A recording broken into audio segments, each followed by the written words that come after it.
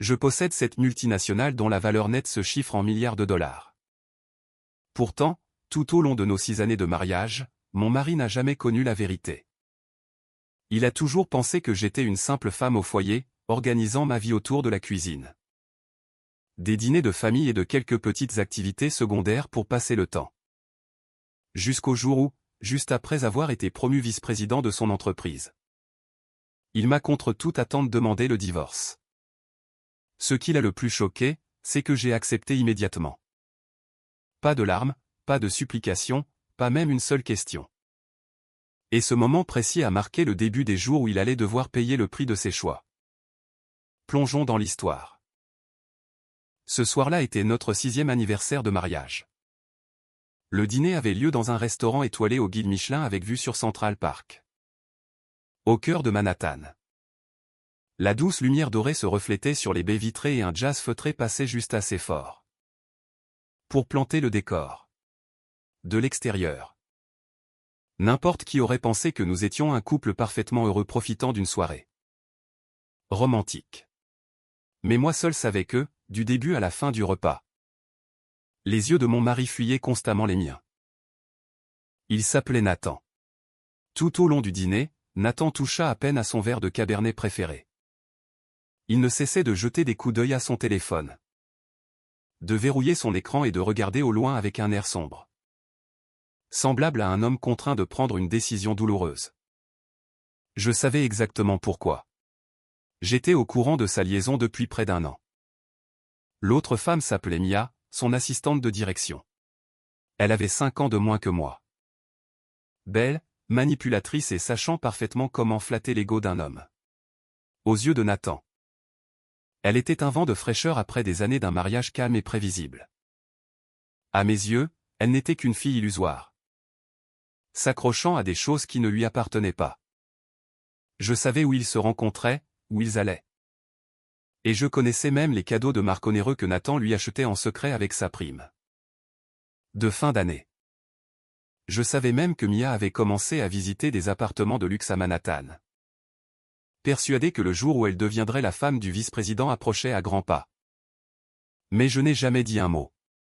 Non pas parce que j'avais peur de perdre mon mari, mais parce que je voulais voir jusqu'où Nathan irait. Après le dîner, nous sommes rentrés dans notre penthouse de luxe dans l'Upper East Side. C'était une propriété d'une valeur de plus de 15 millions de dollars. Nathan a toujours cru que cet appartement avait été acheté avec nos économies communes. Il n'avait aucune idée que ce montant représentait à peine l'équivalent des bénéfices d'une seule journée de l'une des entreprises que je possédais. En arrivant à la maison, il débarrassa silencieusement l'îlot central de la cuisine. Je m'assis sur le canapé du salon, essuyant le dernier verre de cristal. Le silence était d'une lourdeur inhabituelle. Un instant plus tard, Nathan m'appela. « Harper, peux-tu venir dans le bureau 1 minute ?» Je posai le verre. « Bien sûr. » J'entrai dans la pièce. Nathan se tenant près de la baie vitrée, le dos droit, les mains dans les poches de son pantalon. Les lumières de la ville projetant des ombres sur son visage qui le faisaient paraître plus vieux. Je tirai une chaise et m'assis. « Qu'y a-t-il » Nathan prit une profonde inspiration. Il se tourna vers moi, ses yeux trahissant une intense anxiété, et dit enfin, « Je veux divorcer. » La pièce plongea dans un silence de mort, à l'exception du faible ronronnement de la climatisation centrale. De l'autre côté de la vitre, le flot continu de taxis jaunes et de phares poursuivait sa course sur la grande avenue. Je regardais l'homme qui avait partagé 6 ans de ma vie. L'homme qui s'était agenouillé sous la pluie battante pour me demander en mariage. L'homme qui m'avait serré dans ses bras en pleurant lorsqu'il n'avait pas réussi à obtenir son premier poste de cadre. L'homme qui avait promis de m'aimer pour toujours. Et à présent, ce même homme demandait à tout arrêter. Nathan continua. J'y ai beaucoup réfléchi. Nous ne sommes plus compatibles. Je viens d'être nommé vice-président. Ma charge de travail ne va faire qu'augmenter, et toi? Il hésita quelques secondes. Tu vis toujours exactement la même vie. J'ai l'impression que le fossé entre nous devient trop grand. J'écoutais en silence. Nathan ajouta, je ne te blâme pas. Nous ne prenons plus la même direction, c'est tout. Cela semblait être une raison si belle, civilisée et logique. Enfin, si je n'avais pas su qu'une autre femme se cachait derrière ces mots. Je le regardai droit dans les yeux et répondis doucement, d'accord. Nathan se figea. Que as-tu dit? J'accepte le divorce. Son expression changea instantanément. Son calme forcé s'évanouit, remplacé par un choc manifeste. Tu ne vas pas me demander pourquoi? Je viens de te dire que nos personnalités ne correspondent pas. Nos rythmes sont différents. Le fossé. Je souris légèrement. Je comprends. Nathan me regarda comme s'il me voyait pour la toute première fois. Peut-être que dans son imagination, j'étais censé pleurer, exiger des réponses. M'accrocher à lui et énumérer les sacrifices de nos 6 années de vie commune. Mais non, j'avais simplement accepté calmement. Après près d'1 minute de silence, Nathan demanda à nouveau.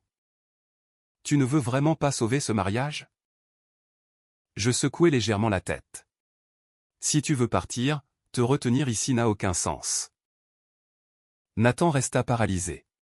Une lueur de confusion profonde et incompréhensible apparut dans ses yeux. Il semblait que même lui ne s'attendait pas à ce que les choses se passent aussi facilement. Je me levai. We can discuss the paperwork tomorrow. I'm a little tired.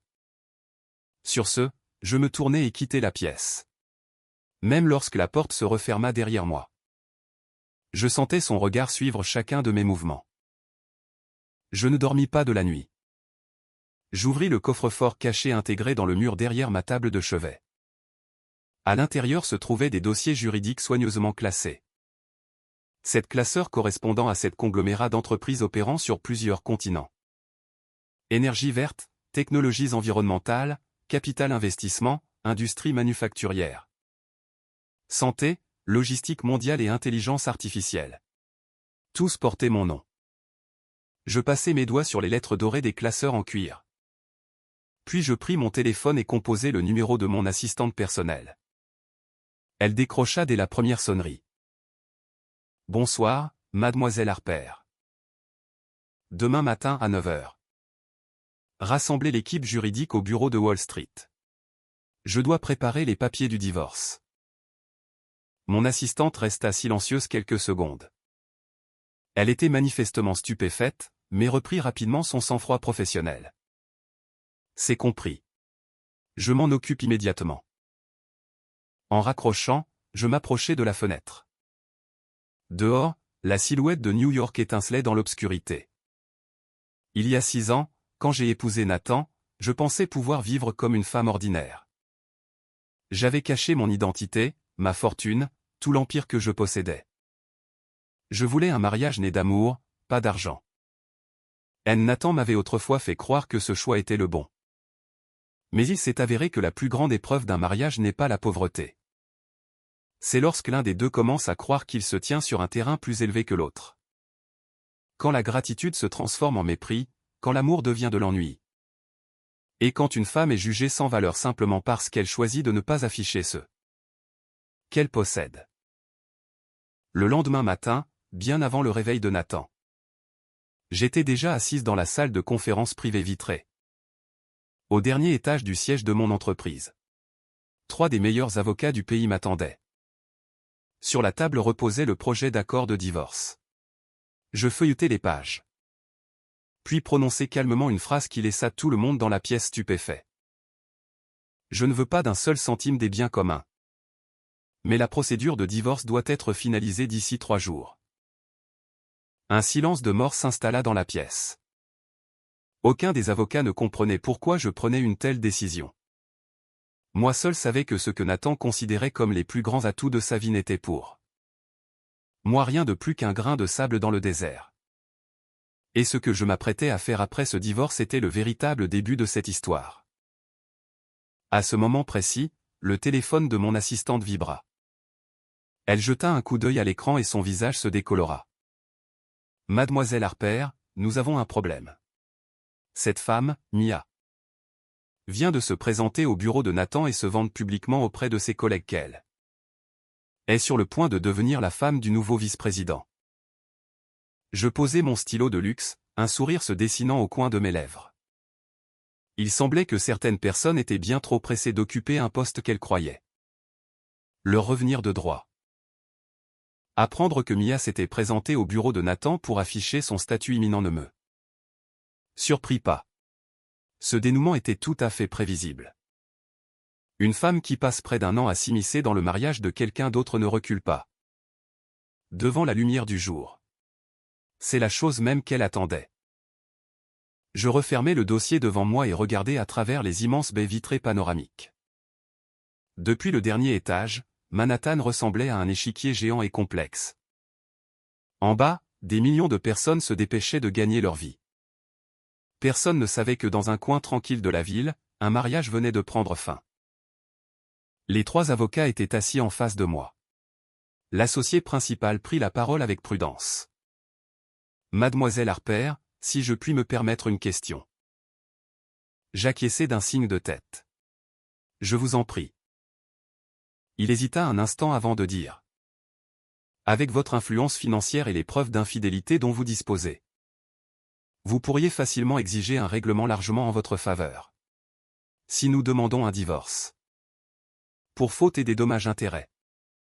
La partie adverse ferait face à une ruine financière catastrophique. Pourquoi choisir de partir si facilement? Je souris faiblement. Parce que ce que je veux lui reprendre, ce n'est pas de l'argent. La pièce retomba dans le silence. Je regardai l'alliance qui reposait encore sur mon annulaire. Il y a 6 ans, Nathan l'avait glissé à mon doigt. À l'époque, nous étions jeunes et louions un minuscule appartement de 37 mètres carrés à Brooklyn. Les étés étaient d'une chaleur brutale et un ventilateur rouillé faisait du bruit toute la nuit. Nathan me serrait dans ses bras dans cette pièce étouffante et me disait que tant que nous aimions, il pourrait vivre dans ce minuscule appartement pour le reste de ses jours et être toujours l'homme le plus heureux du monde. Les êtres humains sont étranges. Quand ils n'ont rien, il leur est si facile d'être authentiques. Mais dès qu'ils goûtent à un peu de succès, ils oublient soudainement qui ils étaient.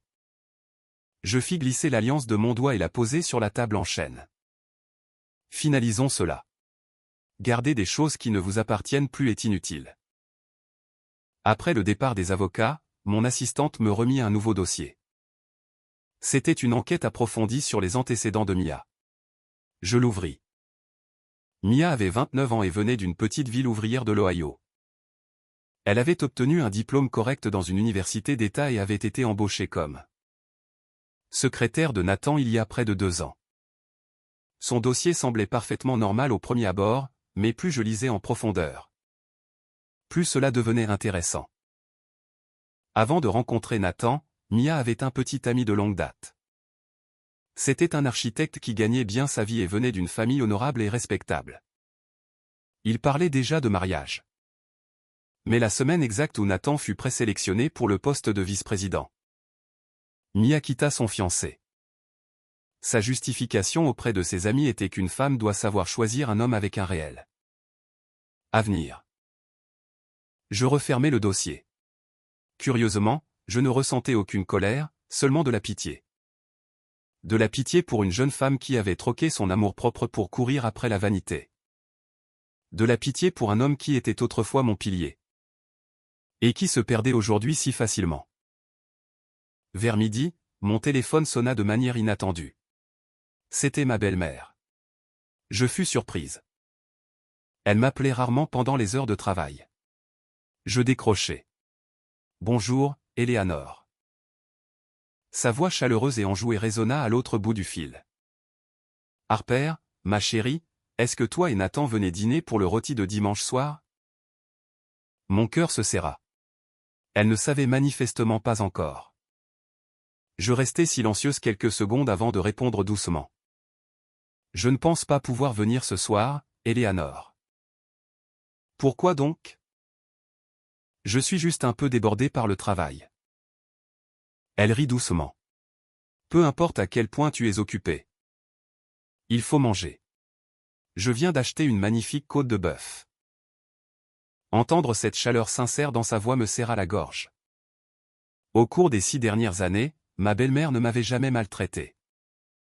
Au contraire, elle m'avait traité comme sa propre fille. Chaque fois que Nathan travaillait tard dans la nuit, c'était elle qui m'appelait pour prendre de mes nouvelles. Chaque fois que j'attrapais une mauvaise grippe, c'était elle qui venait m'apporter une soupe au poulet maison. J'avais l'habitude de penser que, quoi qu'il arrive dans mon mariage, j'avais au moins de la chance d'avoir une belle-mère formidable. Finalement, je dus lui dire la vérité. Éléanore, Nathan et moi allons divorcer. L'autre bout du fil devint totalement silencieux. Un silence angoissant s'étira entre nous. J'entendais sa respiration rapide, puis sa voix tremblante brisa le silence. « Qu'est-ce que tu viens de dire ?» Je fermai les yeux. « We've already signed the settlement. The paperwork will be finalized in a few days. » Elle était stupéfaite. Il lui fallut un long moment avant de balbutier, « Est-ce que Nathan t'a fait du mal ?» Je ne répondis pas. Mais parfois, le silence est la réponse la plus claire qui soit. Ma belle-mère fondit en larmes. Je le savais. Il a tellement changé ces derniers temps. Je lui ai posé la question encore et encore, mais il ne disait pas un mot. Harper, je suis tellement désolé. Mes yeux me piquèrent. La personne qui devait s'excuser n'était pas elle. Pourtant, elle fut la première à le faire. Cet après-midi-là, mon humeur resta sombre. C'est alors que mon assistante entra. « Mademoiselle Harper, il s'est passé quelque chose. » Je levai les yeux. « Qu'est-ce que c'est ?» L'entreprise de Nathan vient de lancer un audit financier interne soudain concernant les fonds de l'entreprise. Je haussai un sourcil. Oui, il semble qu'il y ait eu un dénonciateur anonyme. Je laissai échapper un léger rire. Il semblait que tout le monde n'était pas aveugle dans son entreprise. Les signaux d'alarme avaient enfin attiré l'attention de quelqu'un. Cet après-midi-là, une vidéo devint soudainement virale sur les canaux Slack internes de l'entreprise. Elle avait été mise en ligne par un compte anonyme temporaire.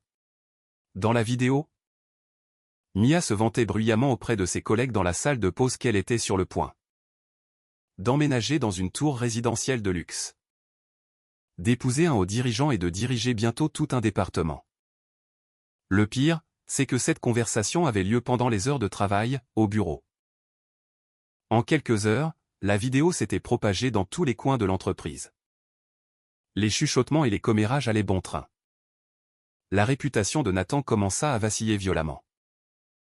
En fin de journée, je reçus un SMS d'un numéro familier. C'était Nathan, il n'avait pas cherché à me contacter depuis la veille. J'ouvris le message. Ce n'était qu'une courte phrase, « Harper, puis-je te voir ce soir ?» Je fixai l'écran pendant un long moment. 1 an plus tôt, j'aurais tout abandonné pour dire oui. Mais tout était différent maintenant.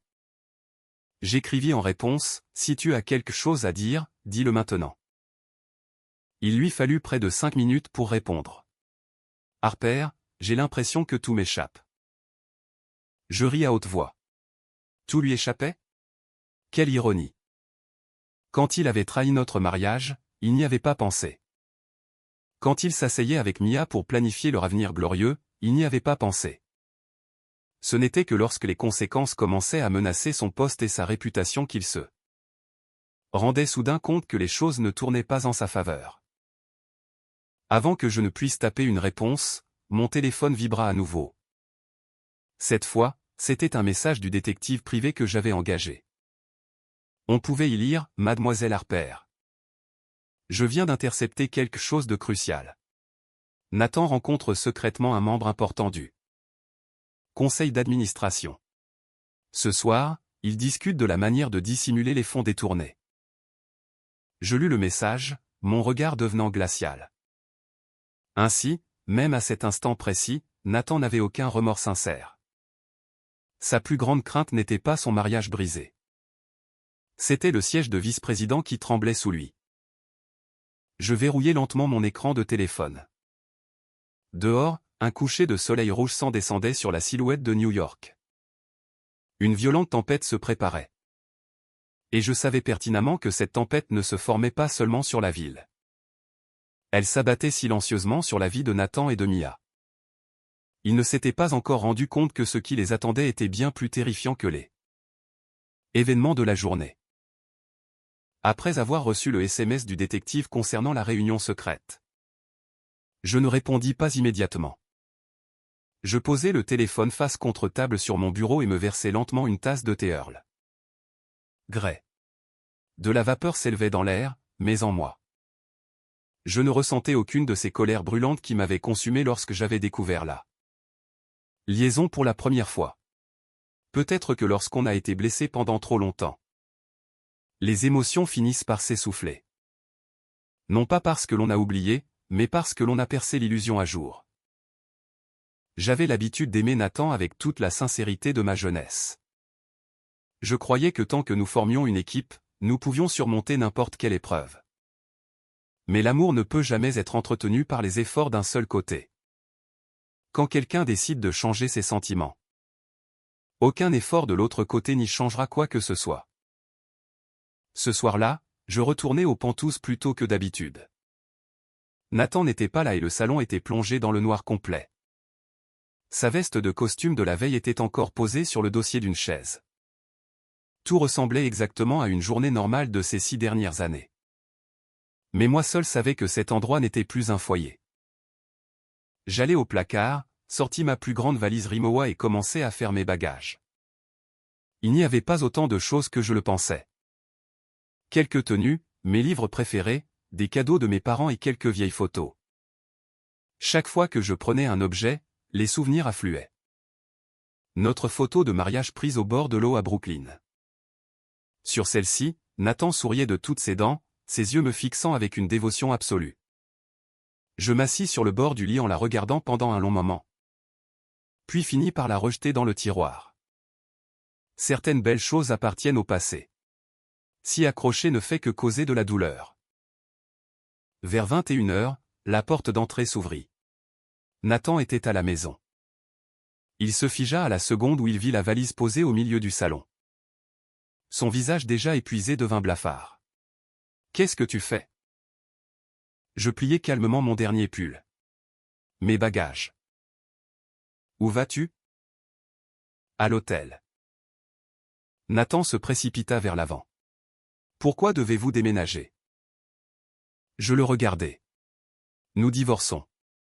Vivre ensemble n'a plus aucun sens. » Nathan se tut. Son regard descendit vers la valise. Après un long moment, et asked in a raspy voice, « Harper, dois-tu vraiment être aussi insensible ?» Je laissai échapper un rire léger, mais assez aigu pour le faire tressaillir. « Insensible ? Qui d'après toi a trahi ce mariage ?» Nathan baissa la tête, incapable de parler. Pour la première fois depuis des jours, je vis une culpabilité sincère traverser son visage. Mais malheureusement, c'était trop tard. Je saisis la poignée de ma valise et me dirigeai vers la porte. À ce moment précis, le téléphone de Nathan sonna. Le nom de l'appelant s'afficha brillamment. Mia. Nathan paniqua immédiatement. Il s'apprêta à rejeter l'appel, mais je l'avais déjà vu. Je souris simplement. Réponds.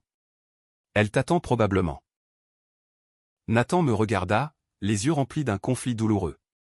Il finit par décrocher. Je n'essayais pas d'écouter aux portes, mais le Penthouse était trop silencieux. La voix de Mia résonnait clairement à travers le haut-parleur. « Où es-tu ? Je t'ai appelé une 12aine de fois. Qu'est-ce qui se passe avec l'audit financier ? Les ressources humaines m'ont convoqué aujourd'hui pour un interrogatoire. J'ai peur, Nathan. » Nathan baissa la voix. « Ne panique pas. Ce n'est pas aussi grave que tu le penses. » Mia sanglota presque. Mais j'ai entendu dire que le comité d'audit avait saisi toutes les clés USB de comptabilité. S'il découvre ces dépenses, qu'est-ce qui va nous arriver ? Nathan me jeta instantanément un regard, la panique brillant dans ses yeux. Il se dirigea rapidement vers le balcon pour poursuivre l'appel. Je fis rouler silencieusement ma valise vers la porte d'entrée, sans jamais regarder en arrière. alors que les portes de l'ascenseur se refermaient. J'eus un dernier aperçu de Nathan debout au loin. Il semblait vouloir m'appeler, mais à la fin, il ne dit rien. Cette nuit-là, je séjournais dans un hôtel de luxe appartenant à l'un de mes conglomérats. Dans la suite présidentielle au dernier étage. De là, je pouvais voir toute la ville scintiller sous mes pieds. Mon assistante m'apporta une nouvelle pile de documents. Mademoiselle Harper, d'autres nouvelles. Je pris le dossier. C'étaient les rapports financiers divulgués de l'entreprise de Nathan. Plus je lisais, plus mes sourcils se fronçaient. Car les fonds détournés ne s'élevaient pas seulement à quelques milliers de dollars comme on le soupçonnait au départ. Le détournement de fonds s'élevait à plus de 150 000 dollars. Il avait été divisé en des dizaines de transactions différentes, séminaires d'entreprise à cabot, sac à main de luxe passé en cadeau client, notes de restaurant haut de gamme, location d'un véhicule de luxe et même le loyer d'un appartement huppé. La personne qui avait autorisé les dépenses était Nathan. La personne qui avait rempli les papiers était Mia. Je refermai le dossier, une vague d'émotions complexes m'envahissant. Ce n'était pas de la douleur. C'était une profonde déception. Un homme qui vivait autrefois si strictement selon ses principes. Un homme qui avait autrefois réprimandé un collègue pour avoir contourné la politique de l'entreprise. Avait complètement détruit ses propres barrières morales par simple cupidité et vanité. Le lendemain matin, pendant que je prenais mon petit déjeuner, ma belle-mère m'appela. Sa voix était incroyablement enrouée. Elle avait probablement pleuré toute la nuit. « Harper, est-ce que je peux te voir ?» Je soupirai doucement. « Bien sûr, Eleanor. » À 14 heures, j'arrivai dans un café tranquille de l'Upper West Side. Ma belle-mère y était déjà, m'attendant. Je ne l'avais pas vue depuis quelques jours. Mais on aurait dit qu'elle avait vieilli d'une décennie. Au moment où elle me vit, ses yeux se remplirent de larmes. « Tu as perdu du poids. » Je m'assis à côté d'elle. « Je vais bien, Eleanor. » Elle me saisit la main, ses doigts tremblants. « Je sais tout. Je viens de parler à Nathan. » Je restai silencieuse. Elle s'étouffa sur ces mots. « Il a admis qu'il t'avait déçu. J'ai échoué dans l'éducation de mon fils. » « Non, c'est de ma faute. » Je lui serrai doucement la main. « Ce n'est pas votre faute, Eleanor. Chacun doit assumer la responsabilité de ses propres choix. » Des larmes coulèrent sur son visage ridé. Je pleure pour toi et je pleure pour cette famille. Je sentis mon cœur se serrer. Après tout, les 6 dernières années n'étaient pas un mensonge. Mon affection pour ma belle-mère était réelle. Les dîners de famille étaient réels. L'attention que nous nous portions mutuellement était réelle. C'était juste une tragédie que Nathan n'ait pas su lui donner de la valeur. Alors que nous étions sur le point de nous séparer. Elle sortit de manière inattendue une petite boîte en velours de son sac à main. « J'ai gardé ceci depuis le jour de votre mariage. Je te le rends. » Je l'ouvris. À l'intérieur se trouvait une paire de boucles d'oreilles anciennes en perles et diamants. Le cadeau de mariage de famille qu'elle m'avait offert. Je secouai la tête. « Gardez-les, Eleanor. Je ne peux pas accepter cela. » Mais elle pressa fermement la boîte dans ma paume. « S'il te plaît, prends-les. Considère-les comme un cadeau d'une mère à sa fille. » Entendre ces mots me fit piquer les yeux. Je la serrai dans mes bras. Pour la première fois depuis des années. 2 femmes se tinrent en silence au milieu d'un café bondé de New York. Aucune d'elles n'avait besoin de dire quoi que ce soit d'autre. Car nous comprenions toutes les deux. Certaines relations se terminent, mais l'affection sincère demeure à jamais. Plus tard dans la soirée, au moment où je rentrais dans la suite de l'hôtel, mon téléphone sonna sans s'arrêter. C'était mon assistante. Sa voix était inhabituellement paniquée. « Mademoiselle Harper, une grande nouvelle. » Je me redressai. « Qu'est-ce que c'est ? » L'entreprise de Nathan vient de tenir une réunion exécutive d'urgence. Le comité d'audit a confirmé les infractions financières. And the first person suspended pending investigation. Elle s'interrompit pour faire un effet dramatique. C'est Mia. Dehors, les premières gouttes de pluie d'une violente tempête commencèrent à frapper les vitres. Les lumières de la ville se brouillaient contre les rues mouillées, créant une scène à la fois magnifique et profondément mélancolique. Mia avait été suspendue. La nouvelle était arrivée plus vite que je ne l'avais prévu.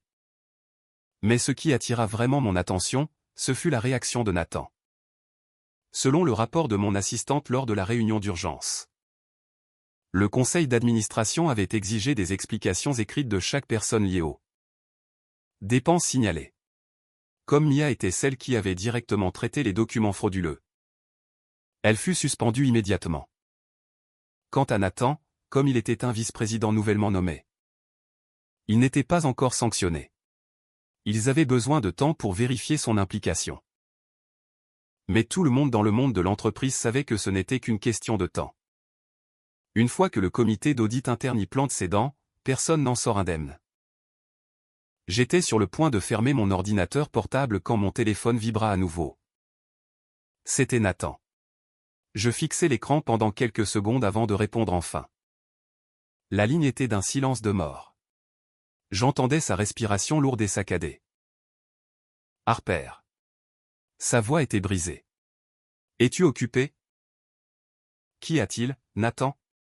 Dis-le, tout simplement.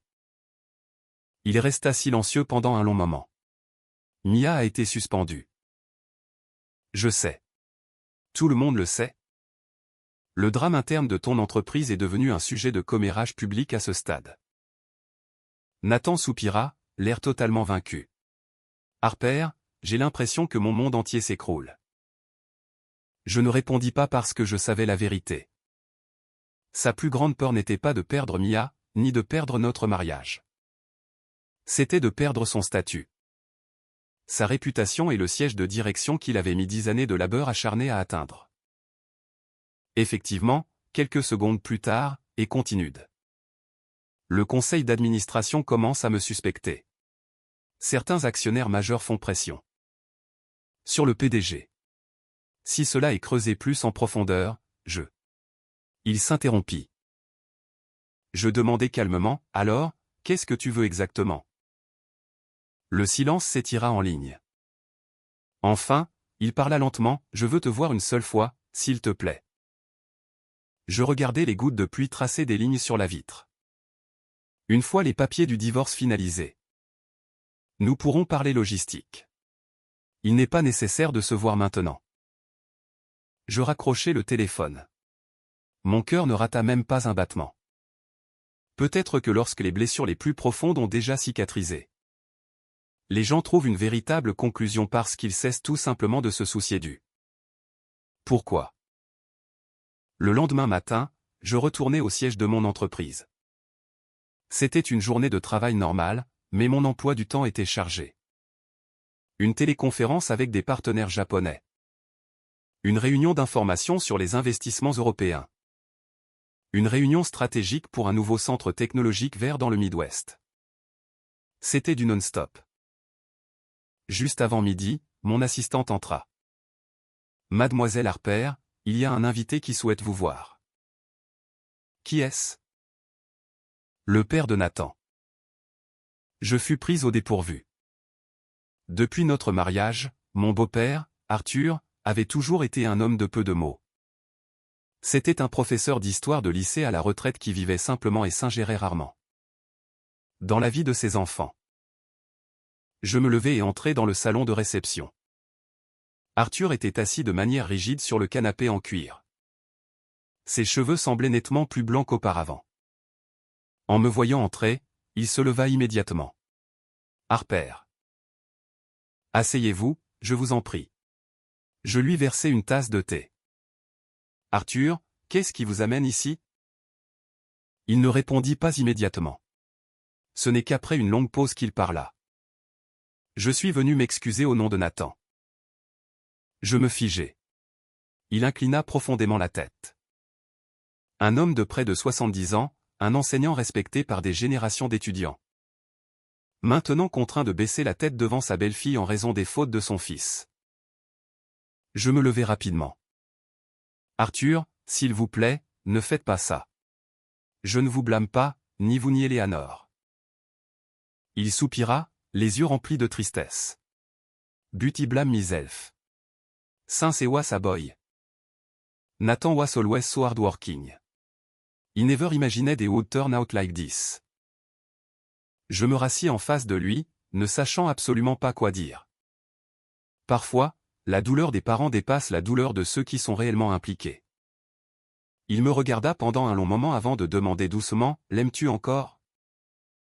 La question me prit au d'un coup. Je restai silencieuse. Après ce qui sembla être une éternité, je répondis « Je l'ai beaucoup aimé autrefois. » Il acquiesça. Je comprends.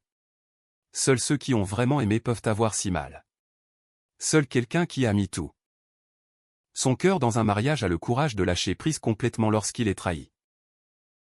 Avant de partir, Arthur posa une petite boîte sur la table basse. C'est un cadeau qu'Eleanor avait préparé pour toi il y a longtemps. Je te le donne en son nom. Je l'ouvris. À l'intérieur se trouvait un médaillon en argent, simple et élégant. Ce n'était pas excessivement cher, mais il avait été conservé dans un état impeccable. Mes yeux s'embuèrent malgré moi de larmes. Après son départ, je restai assise en silence pendant un très long moment. 6 ans de mariage. Ce que je regrettais le plus d'avoir perdu n'était pas la maison ou le temps, mais l'affection sincère de 2 personnes qui m'avaient vraiment considéré comme leur famille. Cet après-midi-là, un rebondissement soudain se produisit. Mon assistante se précipita dans le bureau avec un air extrêmement tendu. « Mademoiselle Harper, énorme problème. » Je levai les yeux. « Quoi encore ? » « Mia vient d'être emmenée par la police pour interrogatoire. » Je m'interrompis. « Pour les fonds détournés. » Pas seulement ça. Mon assistante posa un dossier sur mon bureau. Pendant l'audit, l'entreprise a trouvé des factures falsifiées, des registres financiers modifiés et des preuves de pratiques anticoncurrentielles. Je plissai les yeux. C'était bien pire que ce que je pensais. S'il pouvait prouver une fraude d'entreprise intentionnelle, les conséquences juridiques signifieraient de la prison. À ce moment précis, mon téléphone sonna. C'était le détective privé. « Mademoiselle Harper. Je suis en train de suivre une situation en direct. Nathan est actuellement en train de rouler à toute allure pour rejoindre Mia. Il a l'air complètement paniqué. » Je regardai ma montre. 16 heures. Si Nathan se précipitait pour voir Mia en ce moment, cela signifiait qu'il avait réalisé que la situation avait totalement échappé à son contrôle. Effectivement, à peine une demi-heure plus tard, le détective m'envoya un enregistrement audio. C'était une dispute virulente et hurlante entre Nathan et Mia, capturée à distance. Mia sanglotait de manière hystérique. « Tu as dit que tout irait bien. Tu as dit que c'était juste quelques dépenses mineures. » Nathan rugit en retour. « Tais-toi. Si ce n'était pas pour toi qui réclamais constamment des choses, rien de tout cela ne serait arrivé. » Mia hurla, « Oh. Alors tu me mets tout sur le dos maintenant. C'est toi qui as autorisé l'argent. Tu as acheté la voiture, les sacs, tu as payé le loyer, et maintenant que ça tourne mal, c'est ma faute. » Le bruit d'un verre brisé résonna dans l'enregistrement, et la dispute dégénéra en un chaos total. J'éteignis le fichier audio. Je ne me sentais ni joyeuse ni triste. Certaines personnes brûleraient le monde pour être ensemble.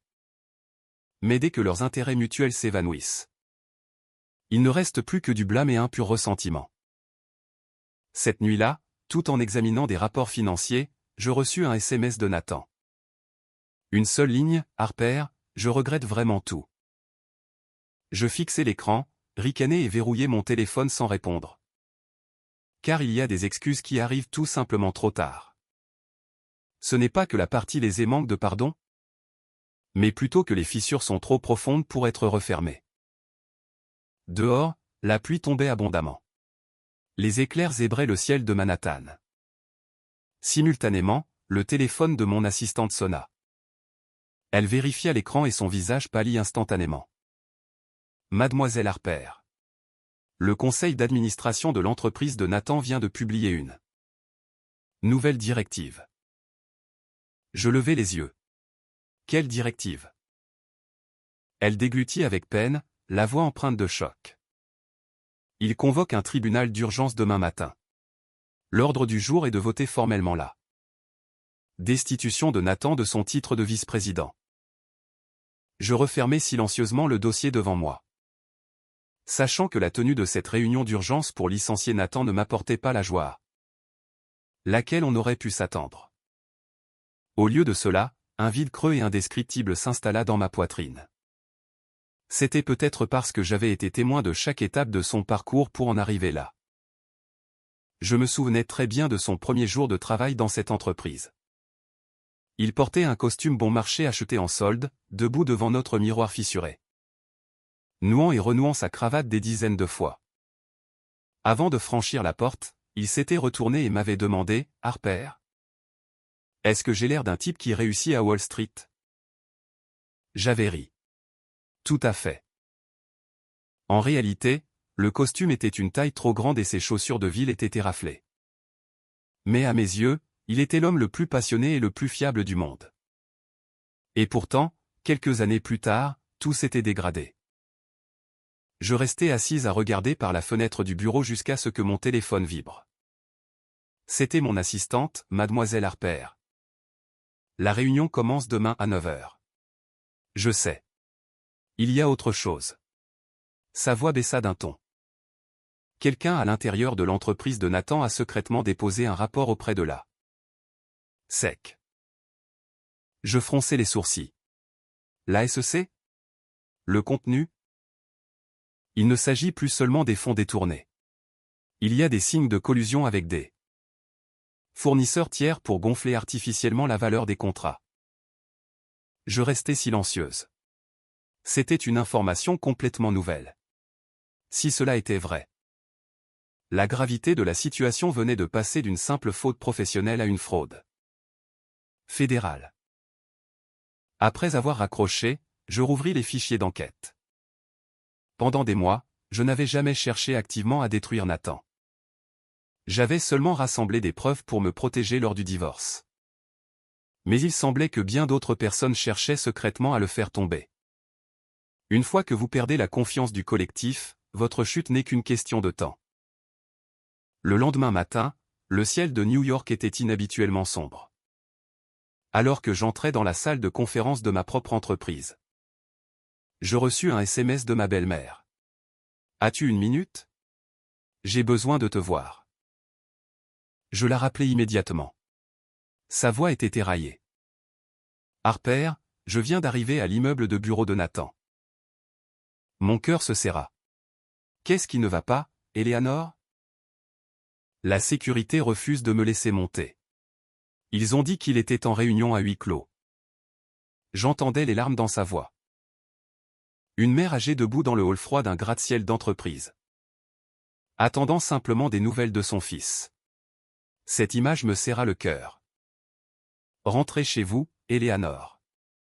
Je vous tiendrai au courant dès que j'aurai des nouvelles. » Elle resta silencieuse un instant, puis demanda doucement, « Harper, s'il perd tout, pourrais-tu un jour lui pardonner ?» La question me figea. Je fixai le vide devant moi, prenant un long moment pour répondre. Eleanor, pardonner à quelqu'un et retourner avec lui sont deux choses très différentes. La ligne devint silencieuse, à l'exception d'un lourd soupir. Je savais qu'elle gardait encore un mince espoir que nous puissions nous réconcilier. Mais elle savait aussi à quel point cet espoir était fragile. À 9 h précises, la réunion du conseil d'administration de l'entreprise de Nathan commença. Mon assistante me transmettait des mises à jour en direct. 10 h 15, un membre du conseil propose officiellement de suspendre les pouvoirs exécutifs de Nathan. 10 h 40, 3 actionnaires majeurs soutiennent la motion. 11 h, le débat devient féroce. Certains voulaient garder Nathan jusqu'à la conclusion de l'enquête fédérale. D'autres soutenaient que l'action et la réputation de l'entreprise s'effondraient. À 11 h 30, mon téléphone vibra. Un SMS de mon assistante. Les résultats étaient tombés. Je l'ouvris. Nathan avait été officiellement déchu de son titre de vice-président et suspendu sans solde. Je restais parfaitement immobile pendant un long moment, sans montrer d'émotion. Ce résultat était tout à fait attendu. Vers 13 heures, alors que ma propre réunion de conseil se terminait, ma secrétaire m'informa que j'avais une visiteuse. J'entrai dans la salle de réception et fus complètement stupéfaite de voir qui était assise là. C'était Mia. Je ne l'avais pas vue depuis quelques jours, mais sa métamorphose était radicale. Son visage était émacié, son maquillage étalé, ses yeux fuyants de fatigue et de terreur. À la seconde où elle me vit, elle se leva presque d'un bond. « Mademoiselle Harper. » Je m'assis calmement. « Que veux-tu » Mia se tordait les mains, tremblante d'anxiété. « Je veux m'excuser. » Je ne répondis pas. Elle baissa la tête. « Je sais que j'ai eu tort. Je sais que je n'aurais pas dû m'immiscer dans votre mariage. Mais à l'époque, je pensais vraiment que Nathan m'aimait. » Je regardais la fille. Pour la première fois depuis le début de ce cauchemar, je ne voyais pas d'arrogance dans ses yeux. Je ne voyais que de la panique. La voix de Mia se brisa. « Savez-vous ce qu'il a fait ? Hier ? Il m'a tout mis sur le dos. Il a dit aux enquêteurs que je lui avais forcé la main. Que j'exigeais des choses, que j'étais cupide. » Ses larmes coulèrent. Je ne nie pas avoir eu tort. Mais je n'aurais jamais pensé qu'il pourrait simplement s'en laver les mains comme ça. Je soupirai doucement.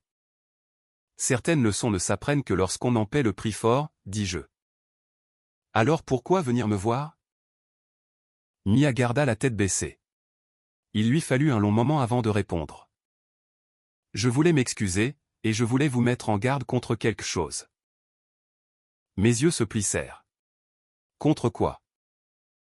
Mia hésita, puis sortit une clé USB de son sac à main.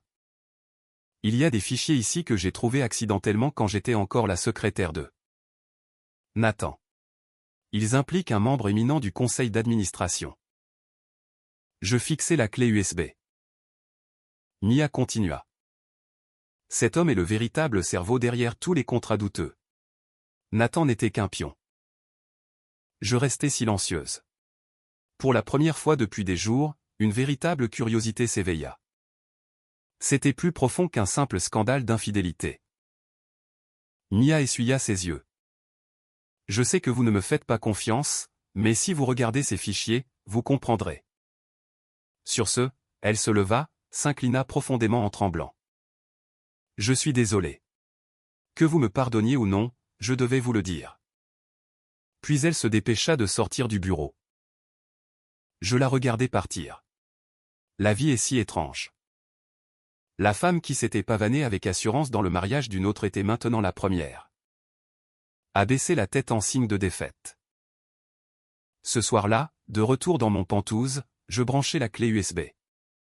Des dossiers de documents s'affichèrent à l'écran, contrats d'entreprise, emails internes, procès-verbaux de réunion, transfert de fonds offshore.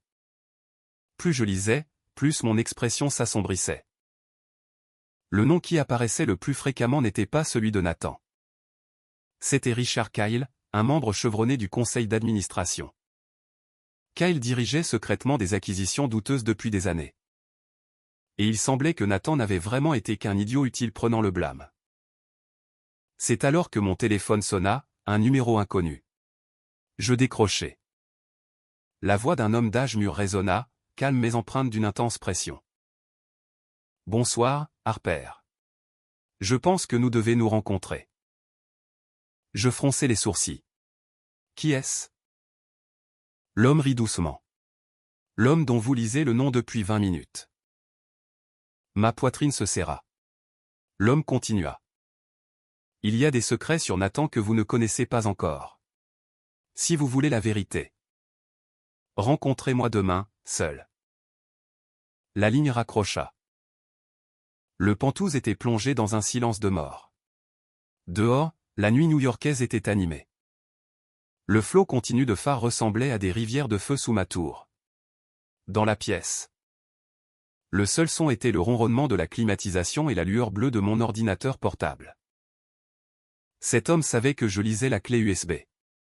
Cela signifiait qu'il suivait les retombées ou, pire, qu'il savait exactement quand Mia me l'avait remise. Je fermai brusquement l'ordinateur et appelai mon assistante. Elle décrocha en moins de 10 secondes.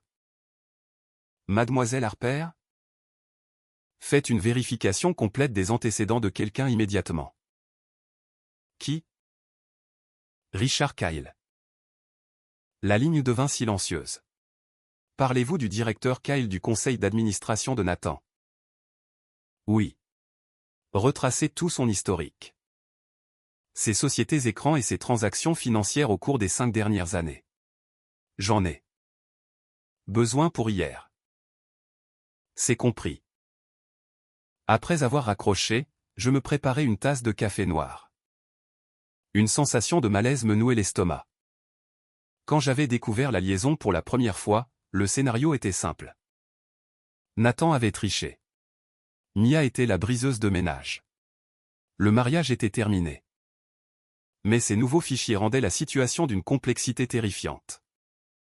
Si Nathan n'était qu'un pion manipulé, pourquoi ne s'était-il jamais défendu? Et pourquoi Richard Kyle cherchait-il à me contacter? Le lendemain matin à 8 heures, mon assistante déposa le dossier sur mon bureau. Un simple regard à son visage me suffit pour comprendre que c'était grave. Qu'y a-t-il? Elle pointa le dossier du doigt. Vous devez voir ceci. Je l'ouvris. Richard Kyle, 58 ans. Exerçait une influence massive dans le capital investissement et le monde des affaires américain. Mais les signaux d'alarme se trouvaient à la page 3. Au cours des 3 dernières années, plusieurs sociétés écrans liées à Kyle avaient obtenu d'importants contrats de fournisseurs de la part de l'entreprise de Nathan. Des contrats d'une valeur de plusieurs dizaines de millions de dollars. Beaucoup étaient largement gonflés. Je tournai la page finale et mes yeux se fixèrent sur une signature familière au bas des formulaires d'approbation. Nathan. Je restai assise dans un silence stupéfait. Mon assistante parla doucement. À quoi pensez-vous? Je soupirai. Manipulé ou non, il a quand même signé de son nom. Il est légalement responsable. Elle acquiesça. Personne ne peut le nier. Intentionnel ou non. Une signature reste une signature. Les adultes paient pour leur choix.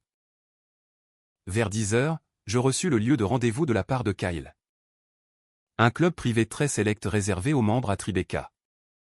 Assez privé pour éviter les regards indiscrets. Je décidai d'y aller, mais évidemment pas seul. 2 de mes agents de sécurité privée me suivaient et mon assistante était assise à quelques tables. De là dans la salle à manger. Je ne jouais jamais avec ma propre sécurité. À 11 heures, Kyle entra. Contrairement au requin de la finance que j'imaginais. Il était vêtu de manière assez décontractée d'une chemise Oxford et d'un pantalon sombre. Souriant chaleureusement. Si on ne le connaissait pas, on ne le soupçonnerait jamais de délits financiers fédéraux. Il s'assit en face de moi. Bonjour, Harper. Merci d'être venu. Je le fixai froidement. Qu'avez-vous à me dire? Kyle m'étudia un instant, puis rit doucement. Vous êtes vraiment une femme remarquable. Rien à voir avec la femme au foyer que Nathan décrivait. Je ne mordis pas à l'hameçon. Il prit une gorgée de son eau pétillante et parla lentement. Je sais que vous enquêtez sur moi. Mais je ne suis pas venu ici pour me défendre. Je suis venu vous dire une vérité. Je le regardai droit dans les yeux. Quelle vérité? Kyle posa son verre. Nathan n'a jamais été celui qui a initié la trahison de votre mariage. Je restai silencieuse, non pas parce que je le croyais, mais parce que j'avais besoin qu'il continue à parler. Il poursuivit, il y a 3 ans, lorsque Nathan a été promu à un poste de cadre moyen. Il a remarqué des anomalies dans nos contrats de fournisseurs internes. Il a voulu donner l'alerte. Mais il a été arrêté. Je fronçai les sourcils. Par qui? Kyle sourit froidement. Par beaucoup de gens, y compris moi. L'air dans la pièce devint soudain pesant. Il continua. Nathan était jeune, trop ambitieux, trop désireux de réussir. Et à la fin, il a choisi de faire un compromis. Je serrai le bord de la table. C'était la partie la plus douloureuse de toutes. Il n'avait pas été forcé sous la menace d'une arme. Il avait volontairement transigé avec la corruption. Kyle acquiesça comme s'il lisait dans mes pensées. Exactement. Personne ne lui a mis un pistolet sur la tempe. Mais après ce premier compromis, les choses ont échappé à tout contrôle. Il sortit une enveloppe Kraft de sa mallette et la fit glisser sur la table. Vous devriez voir ceci. Je l'ouvris. À l'intérieur se trouvaient 3 photographies. La première montrait Nathan il y a 3 ans, paraissant beaucoup plus jeune, criant sur quelqu'un dans un parking souterrain. La deuxième montrait Nathan assis seul dans un restaurant de type dîner, l'air complètement brisé. La troisième était une photocopie d'une lettre de démission. La signature était celle de Nathan, datée d'il y a 2 ans. Je levai les yeux. Qu'est-ce que c'est? Kyle répondit, il voulait démissionner. Vraiment. Mais à la fin, il est resté à cause de l'argent, du pouvoir et de l'ivresse de gravir les échelons de l'entreprise. Je regardais les photos. Les souvenirs affluèrent. Les nuits où Nathan ne pouvait pas dormir. Les fois où il s'emportait contre moi sans raison. Les longues périodes de dépression silencieuse. Tout avait commencé il y a des années. Je ne m'en étais simplement pas rendu compte. Ou peut-être avais-je inconsciemment choisi de l'ignorer. À ce moment précis, mon téléphone sonna. Le nom de l'appelant indiquait l'hôpital Mount Sinai. Je sursautai. Allô? La voix paniquée d'une infirmière résonna. Est-ce bien Harper? Oui. Nous vous appelons des urgences de Mount Sinai. Votre beau-père, Arthur, vient d'être amené en ambulance. Mon esprit devint complètement blanc. Ce vieil homme si doux qui venait de s'asseoir dans mon bureau pour boire un thé. Comment pouvait-il soudainement se retrouver aux urgences? Je saisis mon sac. Kyle me regarda. Il y a un problème? Je ne répondis pas. Je me précipitai simplement hors du club. À la seconde où je montais dans mon SUV, mon téléphone sonna à nouveau. C'était Nathan. Sa voix tremblait si violemment que je la reconnus à peine. Harper, mon père est aux urgences. Les médecins d'ici disent que c'est grave. Je regardais le trafic new-yorkais défiler par la fenêtre. Une vague d'angoisse intense m'envahissant. Car je savais que s'il arrivait quoi que ce soit à Arthur, la personne qui en souffrirait le plus ne serait pas seulement Nathan, mais Eleanor. La femme qui m'avait aimé comme sa propre fille. Le trajet de Tribeca à Mount Sinai prit 20 minutes, mais cela sembla une éternité. Assise à l'arrière du SUV, je ne cessais de vérifier ma montre. Le visage d'Arthur défilant dans mon esprit. Ce gentil professeur d'histoire à la retraite qui venait de baisser la tête pour s'excuser auprès d'eux. Moi. Il était âgé, mais il avait toujours conservé la dignité d'un éducateur. Je ne m'attendais pas à un tel appel. Quand j'arrivai, les lumières fluorescentes crues du couloir des urgences m'agressèrent les yeux. L'odeur distincte d'antiseptique me serra la poitrine. De loin, je repérai ma belle-mère assise sur une chaise d'attente en plastique. Elle était voûtée, les mains si serrées l'une contre l'autre que ses articulations étaient blanches. Ses cheveux semblaient avoir encore blanchi en un seul après-midi. Entendant mes pas, elle leva les yeux.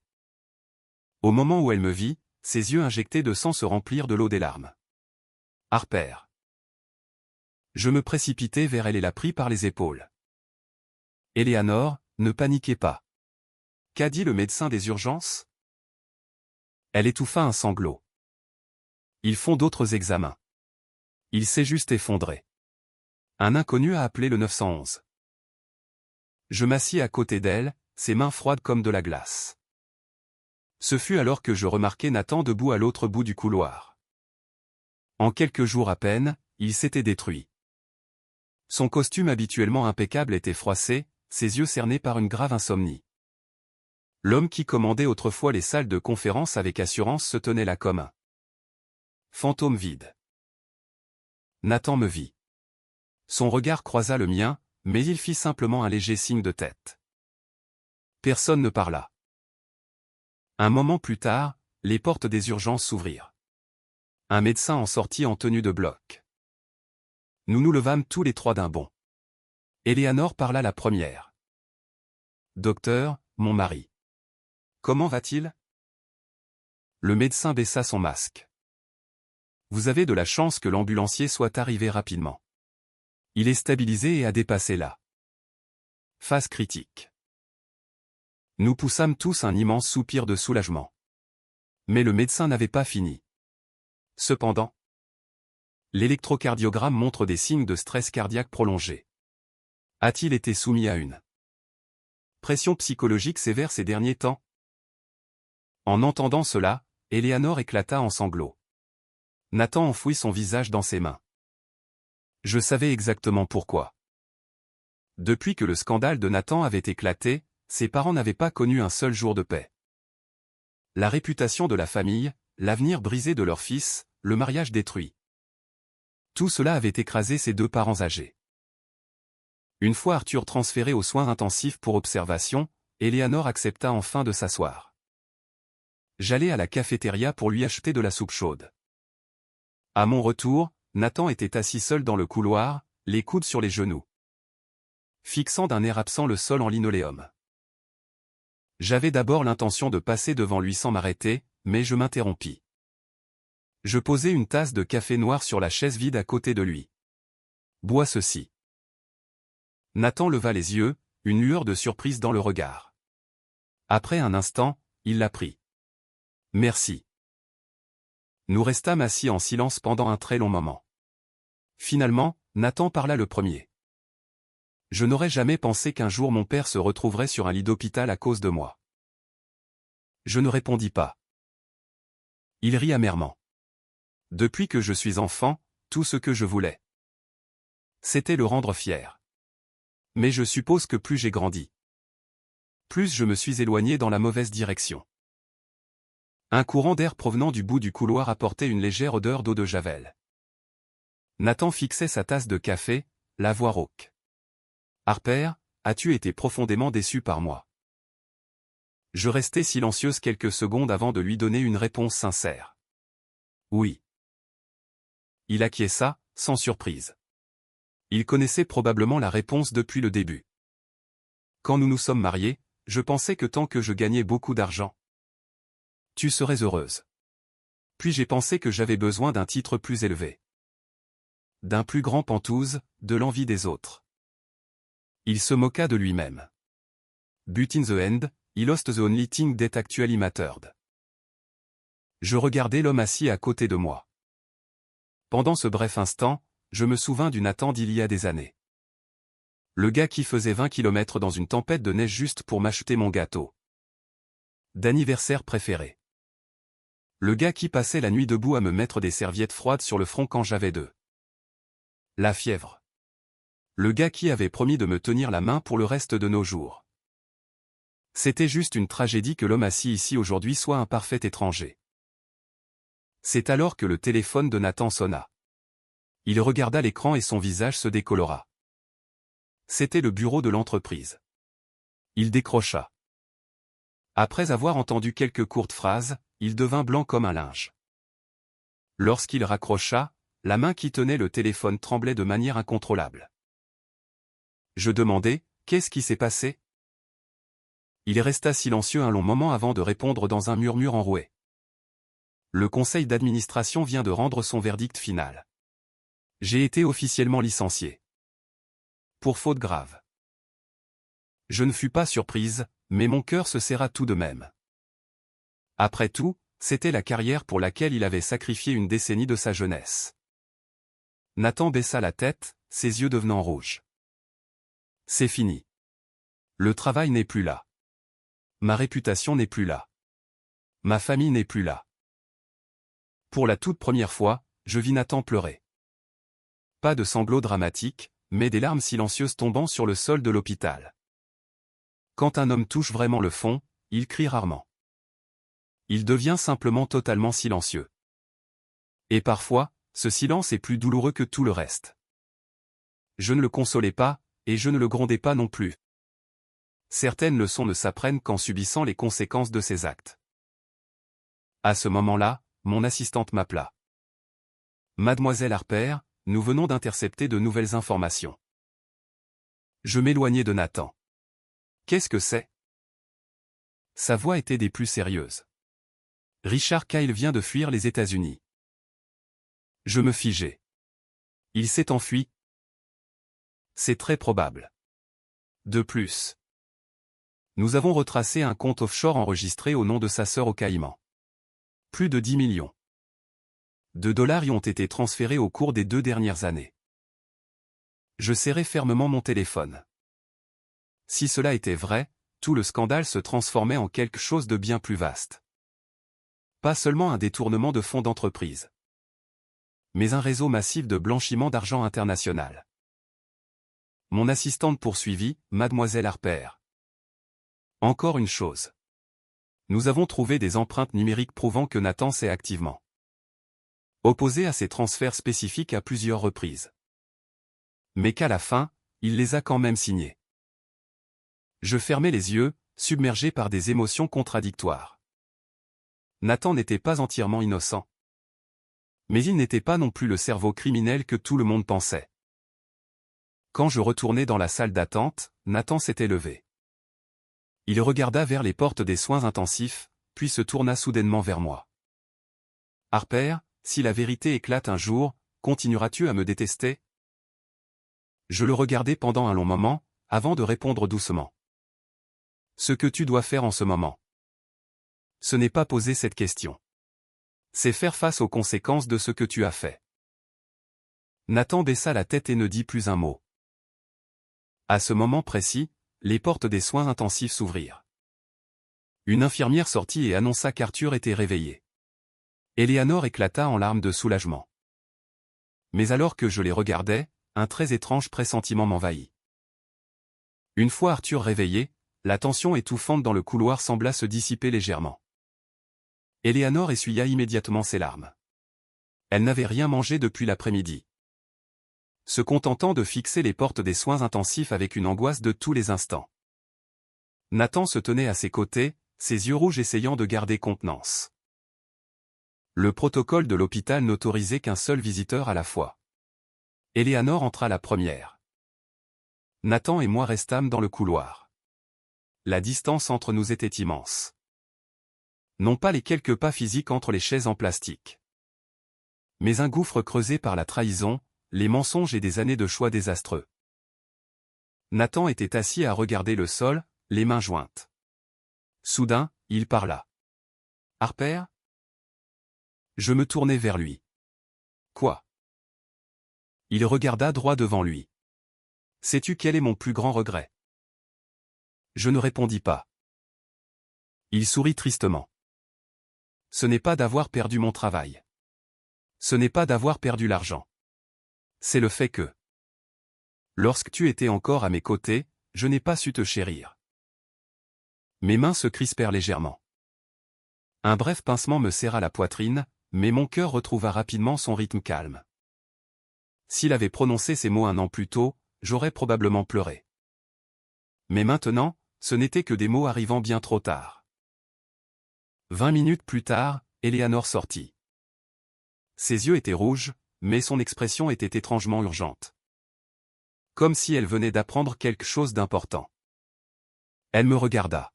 « Harper. Arthur veut te voir. » Je fus surprise. Moi.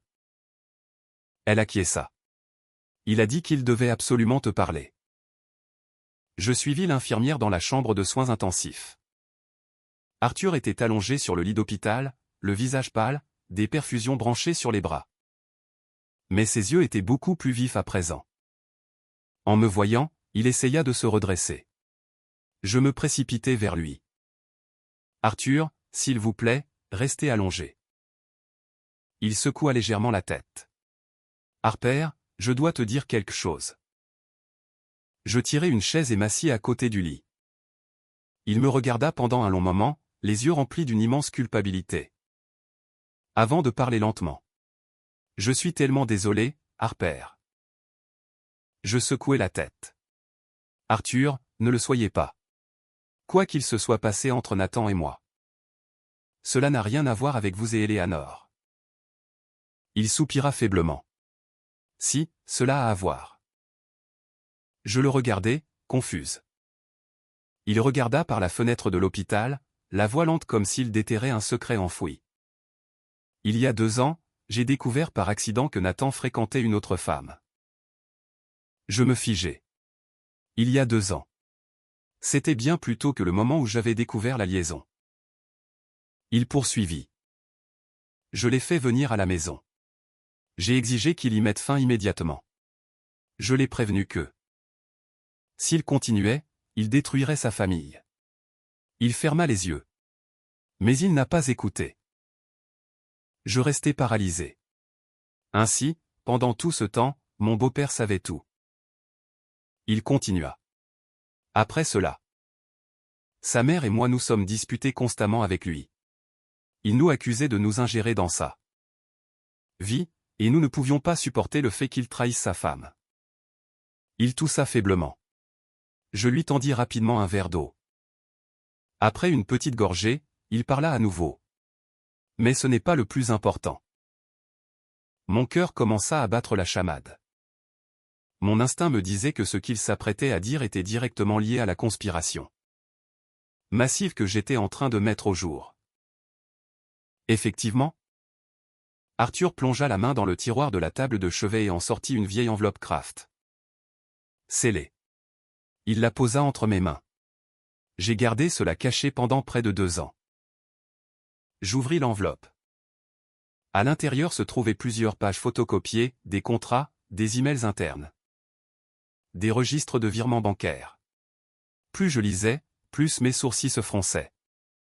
Le nom de Richard Kyle était partout, lié à des comptes offshore suspects. Arthur me regarda. Il y a 2 ans. Nathan a apporté ces documents à la maison. Il m'a dit qu'il avait découvert une fraude massive au sein de son entreprise. Il voulait désespérément donner l'alerte. Je restai silencieuse. Sa voix se brisa. Mais ensuite, il a changé d'avis. Il a dit que s'il le signalait, sa carrière serait finie. Il a dit qu'il devait être réaliste. Je refermai la pile de documents, un poids lourd s'installant dans ma poitrine. C'était le moment exact où Nathan avait fait son choix, et il avait fait le mauvais. Arthur me regarda avec des yeux suppliants. Je ne le défends pas. Ce qu'il a fait est impardonnable. En revanche, j'ai besoin que tu saches qu'il n'a pas toujours été ce genre d'homme. Je baise légèrement la tête. Je comprends. À ce moment-là, mon téléphone vibra dans ma poche. C'était mon assistante. Sa voix était paniquée.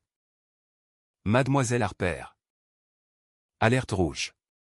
Nos équipes viennent de confirmer que Richard Kyle n'a pas quitté les États-Unis. Je fus choqué. Quoi? Où est-il? Il se cache dans une propriété privée dans les Hamptons.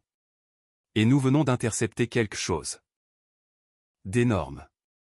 Il a rencontré un avocat pénaliste ce matin et essaie d'obtenir un jet privé au départ d'un aérodrome secondaire.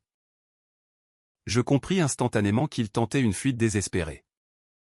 S'il parvenait à quitter le pays, l'épreuve cruciale disparaîtrait avec lui. J'étais sur le point de donner un ordre quand mon assistante ajouta. Ce n'est pas tout.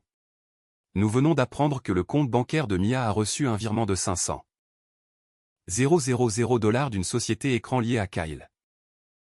Je me figeai. Cet argent, d'où venait-il? Mon sang ne fit qu'un tour.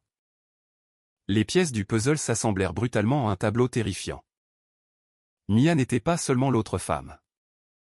Elle était un pion, un outil de chantage placé activement sur l'échiquier par Richard Kyle.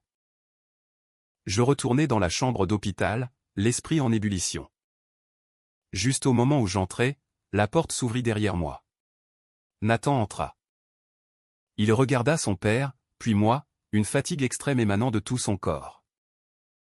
Arthur l'appela doucement. Nathan s'approcha du lit. Arthur regarda son fils pendant un long moment. Puis prononça une phrase qui coupa le souffle à tout le monde. Te souviens-tu de l'enregistrement audio que je t'ai dit de garder? Le visage de Nathan changea instantanément. Il resta figé sur place. Papa, pourquoi parles-tu de ça maintenant? Arthur soupira. Parce qu'il est temps. Je regardais les deux hommes, complètement perdus. Nathan devint livide, les mains tremblantes. Une panique sauvage brilla dans ses yeux, un regard que je ne lui avais jamais vu auparavant. Arthur se tourna vers moi, la voix rauque mais résolue. Harper, il y a un enregistrement que tu dois écouter. Il t'expliquera pourquoi Nathan a changé. Et il te dira exactement qui a orchestré tout ce cauchemar. Mon cœur martelait ma poitrine. Je regardais Nathan. Il baissa la tête, refusant de s'opposer ou de nier. Fermant simplement les yeux comme un homme qui avait fini par manquer d'air. Arthur pointa un doigt tremblant vers sa sacoche en cuir sur la table. Harper, s'il te plaît, donne-moi l'enregistreur numérique. Je fis ce qu'il me demandait. C'était un vieux dictaphone Sony. Arthur le priait, d'un pouce tremblant, appuya sur lecture. Un instant plus tard, les voix de deux hommes remplirent la chambre silencieuse. L'une était celle de Nathan, l'autre celle de Richard Kyle. L'enregistrement datait d'il y a près de 2 ans. La voix de Nathan paraissait plus jeune, vibrante d'un stress intense. Je ne signerai pas cela, Richard. Ces contrats de fournisseurs sont frauduleux. Si cela continue, c'est un crime fédéral. La voix de Kyle répondit en écho, d'un calme glacial qui me donna des frissons. Tu es jeune. Nathan. Tu ne comprends pas comment le monde fonctionne. Les affaires ne sont pas toutes blanches ou noires. Si tu veux t'asseoir à la grande table, tu devais être flexible. Nathan répliqua. Être flexible ne signifie pas commettre une fraude. Je vais porter cela devant le comité de surveillance. L'enregistrement devint totalement silencieux pendant quelques secondes. Puis Kyle rit, un rire bas et terrifiant qui me glaça le sang. Es-tu sûr de toi? Qui penses-tu que le PDG croira? Un directeur de niveau intermédiaire avec un prêt immobilier sur le dos ou un membre fondateur du conseil d'administration? Nathan ne répondit pas. Kyle poursuivit doucement. De plus, tu as des parents âgés. Tu as une femme charmante. Tu as un avenir incroyablement brillant devant toi. Ne brûle pas ta vie entière pour un fantasme naïf d'éthique d'entreprise. Le bruit d'une chaise raclant le sol retentit, suivi de la voix furieuse de Nathan. Est-ce que vous menacez ma famille? Kyle rit à nouveau. Je te montre simplement la réalité, Nathan. L'enregistrement s'arrêta. La chambre de soins intensifs plongea dans un silence absolu. Je restai immobile. Un mélange bizarre d'émotions tourbillonnait en moi. Ce n'était pas un pardon total, ni une sympathie absolue. C'était juste une tristesse profonde et vide. Ainsi, dès le début, Nathan avait vu la corruption. Il avait voulu la combattre. Il avait voulu faire ce qui était juste. Mas à la fin, il avait choisi de capituler. Arthur me regarda, les yeux lourds. Après cette réunion, Nathan a changé. Il n'a plus jamais parlé de donner l'alerte. Il n'a plus jamais parlé de démissionner. Il s'est simplement jeté dans son travail comme un homme possédé par des démons. Nathan gardait la tête basse, ses poings serrés. Je sais que j'ai eu tort. Sa voix était brisée. À l'époque, je pensais que si je restais silencieux juste cette fois, juste une fois, tout irait bien. Il laissa échapper un rire misérable et amer. Mais il s'avère que le premier compromis en exige toujours un deuxième. Et un troisième. Personne ne parla car nous savions tous que c'était la vérité absolue. À l'instant où une personne sacrifie ses principes la première fois, chaque trahison suivante devient exponentiellement plus facile. Après quelques minutes, je me levai. Arthur, reposez-vous. J'ai besoin de sortir un moment. Je sortis dans le couloir, l'esprit en ébullition. C'est alors que mon téléphone sonna. C'était mon assistante. Sa voix était haletante. Mademoiselle Harper, du nouveau. Richard Kyle vient d'être intercepté à l'aéroport JFK. Je haletai. A-t-il été arrêté? Pas officiellement. Mais le FBI vient de le placer sur une liste d'interdiction de vol et le détient pour interrogatoire. Je soufflai. Au moins, il était toujours sur le sol américain. Les preuves n'avaient pas disparu, mais mon assistante n'avait pas fini. Il y a plus. Nous avons récupéré des images de vidéosurveillance d'un hôtel de luxe de Midtown. Datant d'1 an et demi. Mia a été vue rencontrant Richard Kyle en privé à plusieurs reprises. Je fronçai les sourcils. Juste une rencontre? Non. Il semble qu'ils avaient une relation de longue date bien avant qu'elle ne passe son entretien. Pour devenir la secrétaire de Nathan. Mon sang se glaça. La dernière pièce du puzzle se mettait en place. Si Mia connaissait Kyle auparavant, si elle avait intentionnellement séduit Nathan. Si la liaison avait commencé exactement au moment où Nathan était pressenti pour le poste de vice-président. Est-ce que tout cela était une coïncidence ou s'agissait-il d'un piège psychologique méticuleusement orchestré? Cet après-midi-là. Je quittai l'hôpital et me dirigeai directement vers le siège principal de mon entreprise. Pendant le trajet, mon cerveau fonctionnait à plein régime. D'un côté se trouvait mon ex-mari qui m'avait trahi. D'un autre côté se dessinait une conspiration d'entreprise terrifiante tirant les ficelles dans l'ombre. Je ne savais pas quoi ressentir, seulement que toute la vérité devait encore être mise au jour. Dès que j'entrai dans mon bureau, mon assistante me remit un nouveau dossier. Regardez ceci. Je l'ouvris. C'était un journal d'appels entre Mia et un numéro temporaire. Il y avait des dizaines d'appels qui duraient des heures. Le destinataire de ces appels était le gestionnaire personnel de Richard Kyle. Et les journaux dataient de près de 3 ans, bien avant que Mia ne rencontre Nathan. Je levai les yeux. Êtes-vous absolument sûr de cela? Nous avons recoupé les données des antennes relais. C'est une correspondance indéniable. Je refermai le dossier, le cœur lourd. Cela confirmait ma pire crainte. Mia n'avait jamais été qu'une briseuse de ménage ambitieuse. Elle était un cheval de Troie planté dans la vie de Nathan. Si cela était vrai, Nathan était coupable d'adultère, oui. Mais il avait également été systématiquement traqué et conduit dans un abattoir. Soudain, la porte de mon bureau s'ouvrit à la volée. Je fus choqué. Debout dans l'embrasure de la porte se tenait Mia, mais contrairement à sa visite de l'autre jour. Elle ressemblait à un avant-goût d'un animal traqué. Son visage était d'une pâleur de craie, ses cheveux emmêlés, ses vêtements en désordre. Au moment où elle me vit, elle referma brusquement la porte derrière elle. La voix tremblant violemment. Mademoiselle Harper, s'il vous plaît, vous devez m'aider. Je me levai. Qu'est-ce qui se passe? Mia éclata en sanglots hystériques.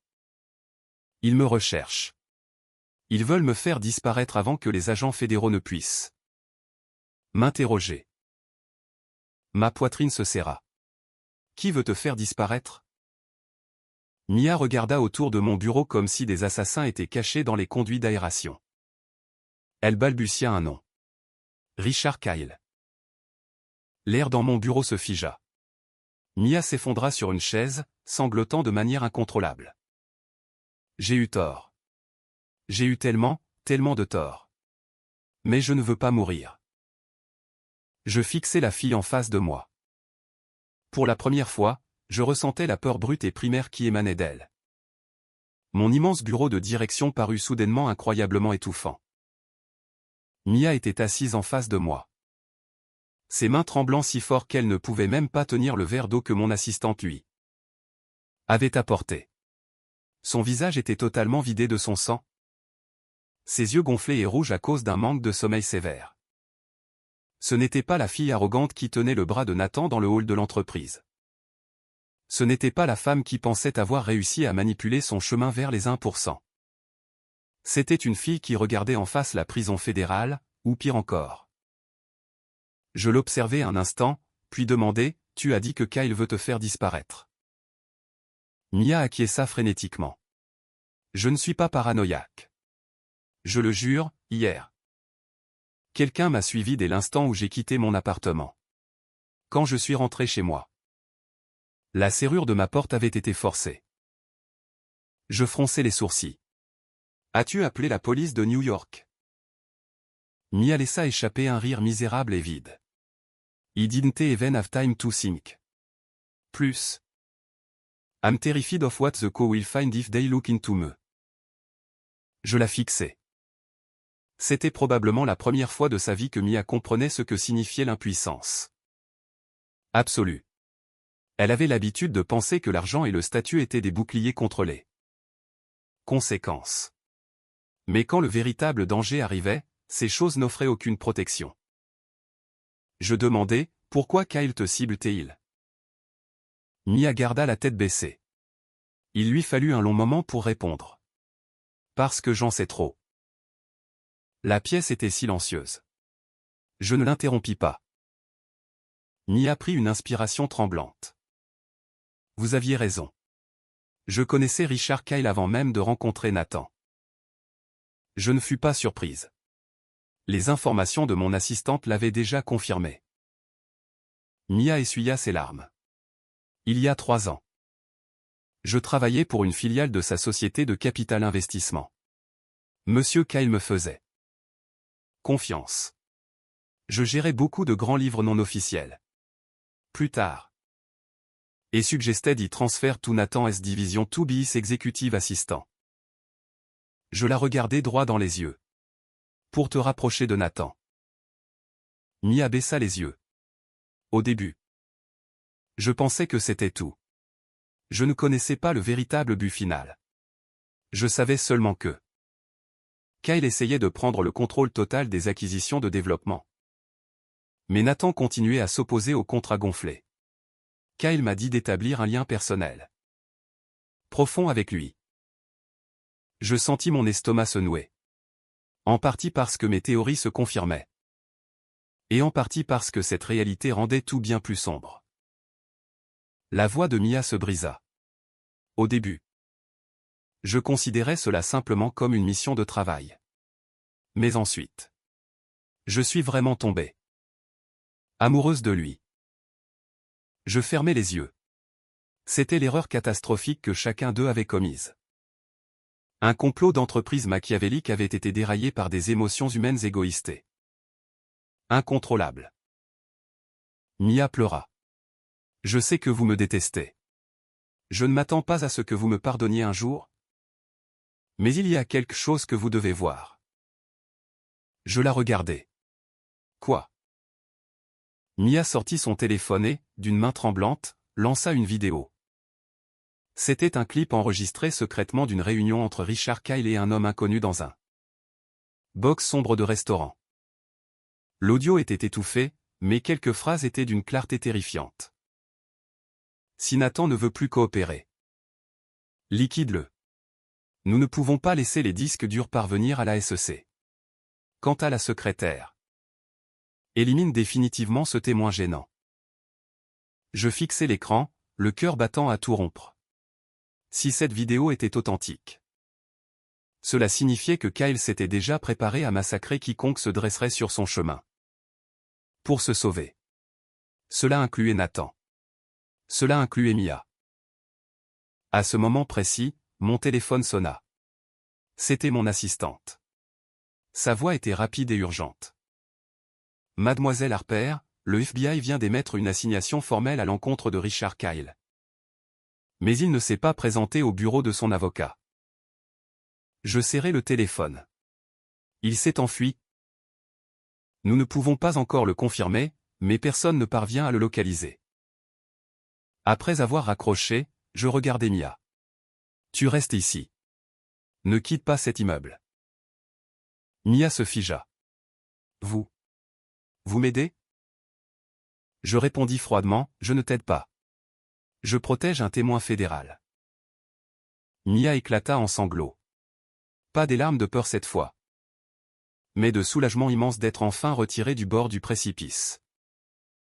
Cet après-midi-là, je me rendis personnellement à l'hôpital Mount Sinai. Arthur allait beaucoup mieux. Eleanor était assise près de son lit et pelait une pomme. La tension étouffante s'était enfin dissipée. En me voyant entrer, Eleanor sourit. « Tu es là. » J'acquiesçai. « Comment vous sentez-vous aujourd'hui, Arthur ?» Il offrit un faible sourire. « Pas encore mort. » Nous laissâmes tous échapper un petit rire. Pour la première fois depuis des semaines. Je ressentis une lueur de la chaleur familiale que j'avais connue autrefois. Mais la paix ne dura pas longtemps. Vers 17 heures, Nathan arriva. Il entra, l'air complètement vidé de ses forces. Au moment où il vit ses parents, il baissa la tête. « Je suis tellement désolé. » Eleanor détourna le visage pour essuyer une larme. Arthur poussa simplement un soupir. Plus personne ne le grondait. Parfois, lorsqu'une personne souffre autant, en rajouter semble cruel. Un instant plus tard, Nathan me demanda de sortir dans le couloir. Nous nous tînmes près de la fenêtre au bout du couloir. Le soleil couchant peignait la silhouette de New York de touches dorées. Nathan regarda la ville, prenant un long moment avant de parler. « Je viens de recevoir la notification. Je dois me présenter au bureau du procureur fédéral la semaine prochaine. » J'acquiesçai. « Tu dois coopérer pleinement. » « Je sais. » Il sourit d'un sourire brisé. « Je suppose qu'il est temps que je paie l'addition pour tout. » Je ne le contredis pas car c'était la vérité. Les adultes doivent payer le prix de leurs mauvais choix. Nathan se tourna vers moi, les yeux remplis d'un regret infini. « Harper, si je n'avais pas changé à l'époque, si j'avais juste eu le courage de dire non. » Il s'interrompit. Je répondis doucement, « La vie n'a pas de si et point. » Nathan baissa la tête, les yeux rougis. Certaines choses ne sont vraiment estimées à leur juste valeur qu'une fois perdues pour toujours. Mais une fois qu'on s'en rend compte, il est déjà trop tard. À ce moment précis, mon téléphone vibra. Un nouveau SMS. C'était d'un numéro inconnu. Une seule ligne, « Si vous voulez sauver Nathan, reculez. » Sous le texte se trouvait une photo. Je l'ouvris et mon corps entier se figea. C'était une photo d'Arthur allongé sur son lit d'hôpital. Elle avait été prise à travers la vitre de sa chambre de soins intensifs. L'angle était proche, extrêmement proche. Cela signifiait que celui qui avait pris cette photo se tenait juste ici. À l'intérieur de l'hôpital, à quelques mètres de nous. Un frisson violent me parcourut l'échine. Je verrouillai immédiatement l'écran de mon téléphone, masquant l'horreur sur mon visage. Mais à l'intérieur, les alarmes hurlaient. Je savais exactement ce que cela signifiait. Richard Kyle ou ses hommes de main n'avaient pas abandonné. Ils paniquaient, et un animal acculé est toujours le plus mortel. Une nouvelle tempête était sur le point de s'abattre. La photo de mon beau-père prise il y a quelques minutes à peine me brûlait l'esprit. Le photographe devait se trouver dans l'immeuble. Je pris une profonde inspiration, forçant mon visage à afficher un calme absolu. Si Nathan savait que quelqu'un harcelait activement ses parents, il s'effondrerait. Je le regardais. « J'ai une urgence au bureau. Reste ici et veille sur tes parents. » Nathan acquiesça. « D'accord. » Je me tournai et marchai d'un pas rapide dans le couloir. Dès que j'atteignis le hall de l'hôpital, j'appelai mon chef de la sécurité d'entreprise. Tracez immédiatement un numéro inconnu qui vient de m'envoyer un SMS et déployer une équipe de protection de 4 hommes à l'étage des soins intensifs de l'hôpital Mount Sinai dès maintenant.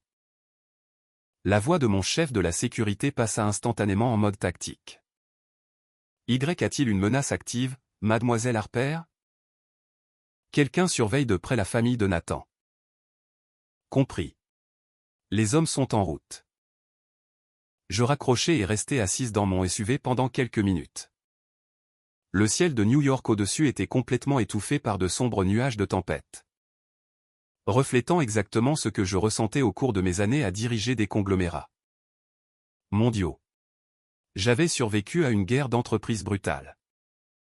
Mais c'était la première fois que quelqu'un menaçait directement la vie de membres de ma famille. Cela prouvait que l'ennemi était acculé. Cette nuit-là, au lieu de retourner à mon hôtel, Je me rendis directement dans la salle de crise de mon entreprise. Mes équipes juridiques et de sécurité interne étaient déjà toutes assemblées. Des dizaines de flux de données illuminaient les écrans géants. Mon chef de la sécurité pointa une carte du doigt. Nous avons tracé le téléphone temporaire. Le dernier signal provenait d'une antenne relais près d'eux. La propriété des hantons où Kyle a été vu pour la dernière fois. J'acquiesçai. Exactement ce que je soupçonnais. Il poursuivit, de plus. Le compte offshore détenant les 500 000 $ de Mia a été officiellement gelé par le ministère de la Justice. Les fédéraux sont en train de tout démanteler. Je m'adossai à mon fauteuil en cuir, les yeux parcourant les rapports. Le filet se refermait rapidement autour de Richard Kyle. Mais mon instinct me disait qu'il avait encore une dernière carte à jouer. Et que cette carte impliquait presque certainement Nathan. Vers 1 heure du matin, mon assistante ouvrit presque la porte d'un coup de pied. L'air absolument stupéfaite. Mademoiselle Harper, une nouvelle de dernière minute. Ont-ils attrapé Kyle? Non, il s'est rendu. Toute la salle de crise plongea dans le silence. Personne ne pouvait comprendre pourquoi un dirigeant milliardaire essayant de fuir le pays entrerait soudainement dans un bureau du FBI pour se rendre. Mon assistante lut l'alerte sur sa tablette. Mais voici la partie folle. Il refuse de parler aux fédéraux à moins d'obtenir d'abord une réunion privée enregistrée avec Nathan. Je fronçai profondément les sourcils. Avec Nathan? Oui. Je dormis à peine cette nuit-là. Le lendemain matin, quand j'arrivai à l'hôpital pour prendre des nouvelles d'Arthur, je trouvai Nathan debout seul dans la cour. Le soleil du matin éclairait son visage émacié et épuisé. Il avait manifestement déjà reçu la nouvelle. En me voyant, il s'approcha. Je viens de parler avec mon avocat. Le bureau du procureur fédéral a donné son accord. Kyle veut me voir. Je demandai, vas-tu y aller? Nathan regarda le ciel. Oui, j'ai besoin de savoir pourquoi. Pourquoi tout cela est arrivé? Je restai silencieuse un long moment avant de dire, quoi qu'ils te disent dans cette pièce. Souviens-toi que le choix final t'a toujours appartenu. Nathan offrit un sourire triste et brisé. Je sais. Personne ne m'a forcé à te tromper. Personne ne m'a forcé à signer ces registres frauduleux. Personne ne m'a forcé à échanger ma famille contre un titre. Pour la première fois depuis le début de ce cauchemar, j'entendais une responsabilisation totale et absolue de sa part. Pas de déviation, pas d'excuses, juste un homme face aux ruines de sa propre création. À midi, Arthur allait nettement mieux. Il pouvait même s'asseoir et discuter. En nous voyant entrer, Nathan et moi, ensemble, il offrit un faible sourire. C'est bon de voir que vous pouvez encore être dans la même pièce tous les deux. Nathan baissa la tête, ne sachant pas quoi de dire. Arthur regarda son fils, les yeux sévères mais portant l'amour éternel d'un père. Sais-tu ce qui m'a le plus déçu, Nathan? Nathan secoua la tête. Arthur parla lentement. Ce n'est pas que tu aies échoué. Ce n'est pas que tu aies perdu ton travail. C'est que tu as oublié le genre d'homme que tu as été élevé pour être. La pièce était d'un silence de mort. Arthur poursuivit. Tout le monde fait des erreurs. Mais tu as laissé l'ambition te transformer en un étranger pour ton propre esprit. Nathan inclina profondément la tête, des larmes coulant sur le sol. Je suis désolé, papa. Je sais. En les regardant, mon cœur me parut incroyablement lourd. Malgré tout, c'était la famille qui m'avait accueilli pendant 6 ans. Et au fond de moi, je savais qu'Arthur et Eleanor étaient entièrement innocents dans cette tragédie. Cet après-midi-là, la réunion surveillée par le FBI entre Nathan et Richard Kyle eut lieu au bâtiment fédéral dans le sud de Manhattan. Je n'y étais pas, mais 3 heures plus tard, Nathan m'appela. Sa voix tremblait si violemment qu'on aurait dit qu'il était en train de mourir de froid. Harper. Mon cœur se serra. Qu'est-ce qui s'est passé? Un silence torturant s'étira en ligne. Puis, Nathan murmura, la voix brisée. Je viens de découvrir une vérité. Une vérité que si j'avais connue il y a des années. Peut-être que rien de tout cela ne serait arrivé. Je restais figé. Quelle vérité? Nathan prit une inspiration saccadée. La personne qui a aidé Kyle à me piéger. La personne qui a orchestré tout le piège de l'intérieur. Il étouffa un sanglot. Ce n'était pas seulement Kyle. Mon sang ne fit qu'un tour. Qu'est-ce que tu veux dire? Nathan répondit lentement, comme si les mots lui faisaient physiquement mal. Il y avait quelqu'un d'autre. Quelqu'un que nous connaissons tous les deux. Je me tenais près de la baie vitrée de mon bureau, le téléphone toujours pressé contre mon oreille. Le ciel de fin d'après-midi sur New York était d'un gris terne et meurtri. Les nuages dérivaient lentement. Tout comme les souvenirs persistants de mon mariage de 6 ans avec Nathan. Quelqu'un que nous connaissons tous les deux. La phrase résonna dans ma tête comme un coup de feu. Une demi-heure plus tard, Nathan apparut à la porte de mon bureau. Il avait l'air plus détruit que je ne l'avais jamais vu. Fini le costume Armani sur mesure. Fini l'assurance d'un vice-président de Wall Street. L'homme qui se tenait devant moi semblait avoir vieilli de 20 ans en 3 semaines. Je m'assis en face de lui. Qui est-ce? Nathan enfouit sa tête dans ses mains. Il lui fallut un long moment pour forcer le nom à sortir.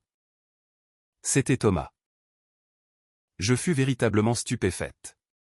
Le cousin Thomas. Thomas était le cousin plus jeune de Nathan. C'était le gars qui courait partout trempé de sueur à notre mariage. S'assurant que les traiteurs et l'orchestre étaient à l'heure. Pendant des années. Il venait chez nous pour la fête de l'Action de grâce et les matchs de football du dimanche. Eleanor le traitait comme son propre fils. Je ne m'attendais absolument pas à ce que son nom soit traîné dans cette obscurité. Nathan laissa échapper un rire creux et amer. Thomas travaille pour l'une des sociétés écrans de Kyle depuis des années. C'est lui qui a présenté Mia à l'entreprise. C'est lui qui a fourni à Kyle tout ce qui concernait mes insécurités. Mes ambitions, mes faiblesses. Je restais complètement paralysé. La pièce finale et la plus laide du puzzle étaient en place. Nathan poursuivit, la voix vide d'émotion. Kyle a tout exposé aujourd'hui. Quand il a réalisé que je ne marcherais pas dans le jeu des contrats frauduleux. Ils ont utilisé Mia et Thomas pour me cerner. Ils savaient que j'étais désespéré d'obtenir la promotion de vice-président. Ils savaient que j'avais un ego démesuré. Ils savaient que je voulais prouver que j'étais un homme important. Ils ont armé ma propre vanité contre moi. Il rit à nouveau, un son dénué de joie. But at the end of the day, the person who pulled the trigger was me. Je regardais Nathan. Il avait raison. Peu importe qui avait tendu le piège, peu importe qui avait agité l'appât. Nathan était celui qui avait signé les registres. Nathan était celui qui avait détruit notre mariage. Nathan était celui qui avait choisi le mauvais chemin. Personne ne pouvait purger sa peine à sa place. 2 jours plus tard, les inculpations fédérales tombèrent. Tout le scandale devint public. Richard Kyle fut accusé de plusieurs chefs d'inculpation de fraude électronique, de détournement de fonds et de racket. Plusieurs dirigeants tombèrent avec lui. Le cousin Thomas fut arrêté par le FBI en tant que co-conspirateur. Mia retourna sa veste et devint le témoin vedette de l'accusation, obtenant l'immunité mais entachant définitivement son casier. Quant à Nathan, comme il n'était pas le cerveau de l'affaire, il évita la prison fédérale. Mais il plaida coupable de négligence criminelle et de faute professionnelle d'entreprise. Il fut définitivement déchu de ses licences professionnelles. Lourdement condamné à une amende et placé sous liberté surveillée. Sa carrière à Wall Street fut instantanément, violemment et définitivement terminée. Le nom qui figurait autrefois dans la liste Forbes des moins de 30 ans disparut dans le déshonneur. Plus de bureaux d'angle. Plus de sycophantes. Plus d'avenir illimité. Le jour où sa sentence fut prononcée, je ne me rendis pas au tribunal. En revanche, mon assistante m'envoya une photo de presse. Sur l'image, Nathan descendait les marches du tribunal. Ses yeux étaient calmes mais profondément épuisés. Je fixais la photo pendant un long moment. Je ne ressentais aucune justification, aucun triomphe. Juste une pitié profonde et silencieuse pour un homme qui aurait pu mener une vie magnifique. Honorable et heureuse, mais qui avait choisi de la réduire en cendres de ses propres mains. 3 mois plus tard, Arthur était complètement rétabli. Son cœur était stable. Eleanor m'appelait souvent, et occasionnellement. Je continuais à leur rendre visite dans leur maison de banlieue pour le dîner. Chaque fois que j'y allais, Eleanor préparait mes plats préférés. Elle m'appelait toujours sa fille. Cela n'avait pas changé. Un après-midi d'automne frais, alors que je m'en allais, Eleanor m'accompagna jusqu'à ma voiture. Sa voix trembla légèrement. « Harper, je sais que toi et Nathan ne serez plus jamais ensemble. » Je restai silencieuse. Elle sourit d'un sourire déchirant. « Mais je veux quand même te remercier. Merci d'avoir traité cette famille avec un amour si sincère.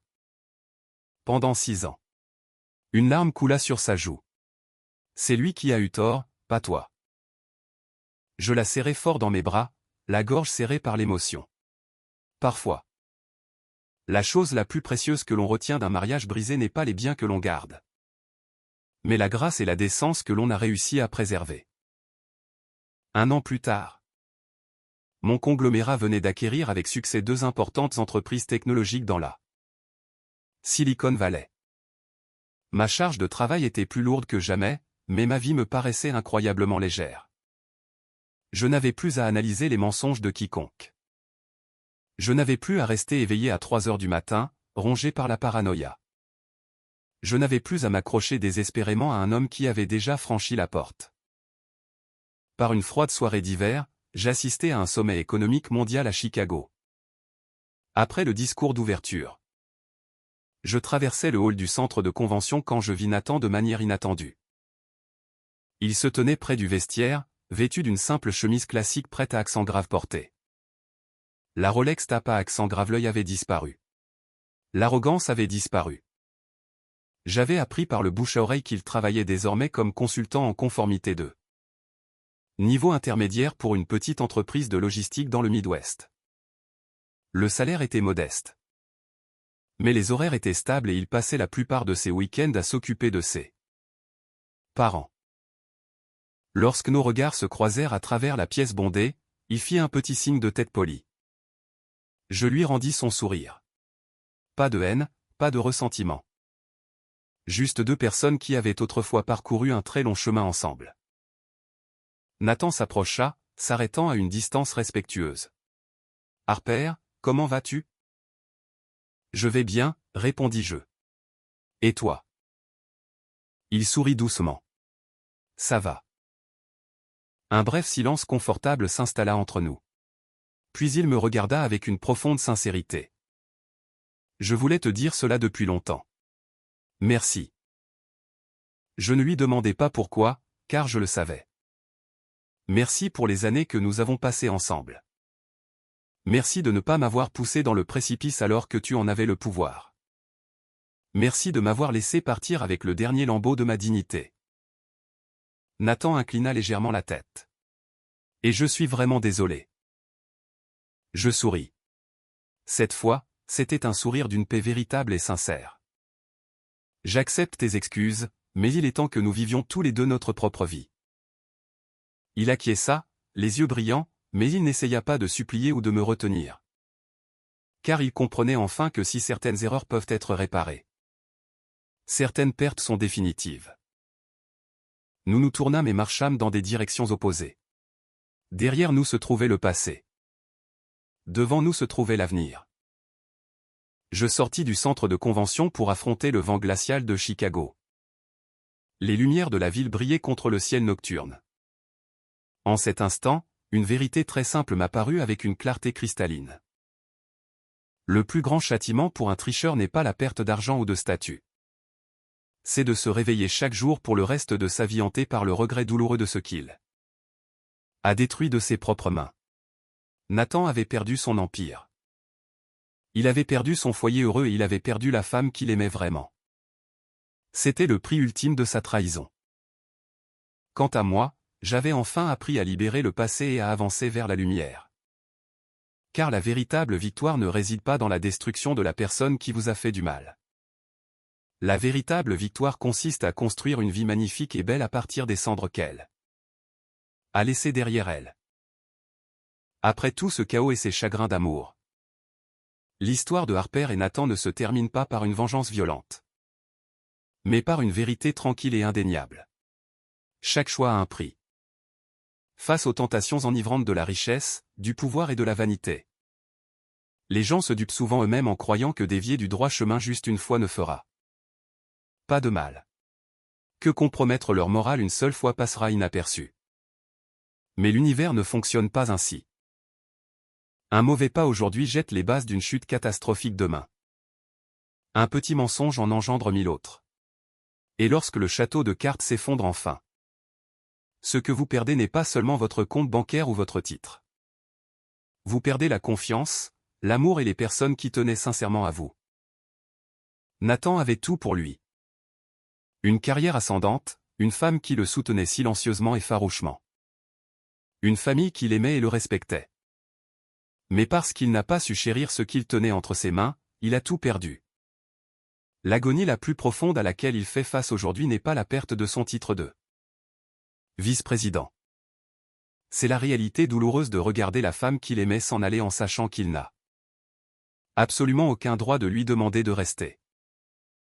Bien que le temps puisse guérir de nombreuses blessures, certaines occasions manquées ne reviendront jamais.